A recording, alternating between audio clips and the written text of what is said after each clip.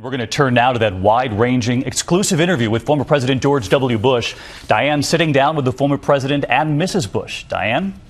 Thank you so much, David. I'm back here in Dallas. We're at the George W. Bush Library, and he and Mrs. Bush are going to weigh in on the news and their lives in private as the library is about to open.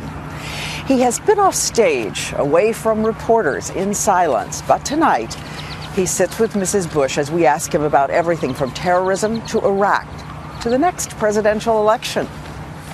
Mr. President, great to be interviewing you again. Did you miss all of us? No. Well, I miss you as a person, but not as I don't miss your profession. Why am I not surprised by that? Well, you know, I had all the fame I needed. I've decided to stay out of the limelight because, one, I'm comfortable with that decision, and two, I don't really want to undermine our president. And frankly, the only way for me to generate any news is to either criticize the president or criticize my party. I'm not interested in doing either. The former president remembering what it is like in the crucible. Last week, the president of 9/11 watching the president of the bombings in Boston. The terrorism in Boston. Yeah. Many people have wondered if it took you right back to 9/11 when you heard it. I was deeply concerned that this could have been, another highly organized attack on the country. And it still may be. Again, I don't know the facts, but I do know that it's really hard to protect the homeland. Those who want to do harm only have to be right one time, and we have to be right 100% of the time. Whether it be that or the explosion at West Texas, I mean, it harkened back the days where you become the comforter in chief. In other words, you try to help heal souls that are hurting. And chart the future.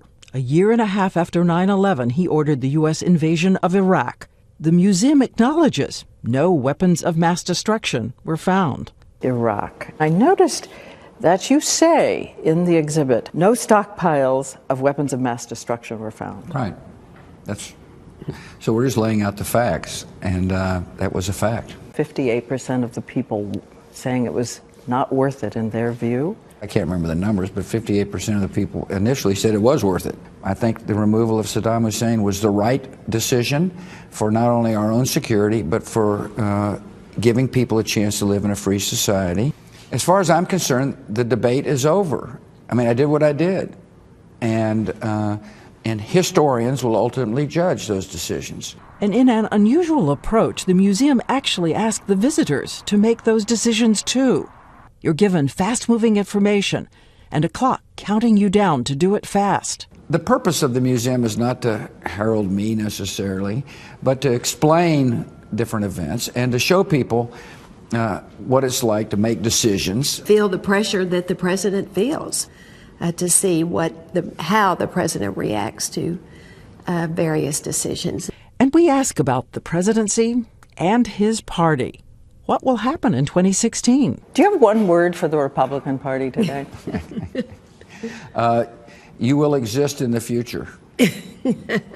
I thought you were going to say Jeb Bush. Well, he would be great. Two words. He would be a marvelous candidate if he chooses to do so. He doesn't need my counsel because he knows what it is, which is run. Your brother versus Hillary Clinton? Well, it'd be a fantastic photo. I'm fascinated by all the gossip and stuff that goes on, but the field won't become clear till after the midterms. One of the issues in the party in which there seems to be some shift taking place among senators is gay marriage. We know that Mrs. Bush has weighed in. They ought to have, I think, the same sort of rights that everyone has. I'm not ready to weigh in? No. But thank you for trying. Not going to say if you've changed your position too? I am not weighing in on issues. I mean, see, you're either in or out. And I understand your job, and you're doing a fine job of doing your job. But I've really made the decision to not be a part of dealing with these current issues. For now, he's steeped in private life, a new granddaughter, Mila. So is it going to be Grandma and Grandad? Is it going to be... We don't know yet, really. George wants to be called Jefe, boss. El Jefe. El Jefe. Holding that little child was one of the great joys of my life. I remember holding Barbara and Jenna when they were born, and there's a picture in the museum that memorializes that moment. An 11-day-old granddaughter and an 88-year-old father. The central statue at the museum is the two of them. Through our windows from the back, we can see the statue you commissioned. It's the two of you. It is.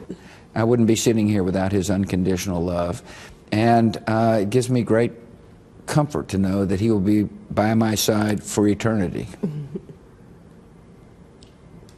And as the museum is opened, and there are 4 presidents. Sure will be. And you are looking out. What are you going to be thinking? One, how blessed I am. And it's not going to be all that long that I will be going to President Obama's library and museum dedication. As I look out, it'll be really a chance to see friends from all over the country and lifelong friends from Midland. A lot of them are coming. They said they'll be here if there's free food. And then back off the stage. Back off the stage, yeah. I know people don't believe that somebody who's been in the limelight for so long is anxious not to be in the limelight.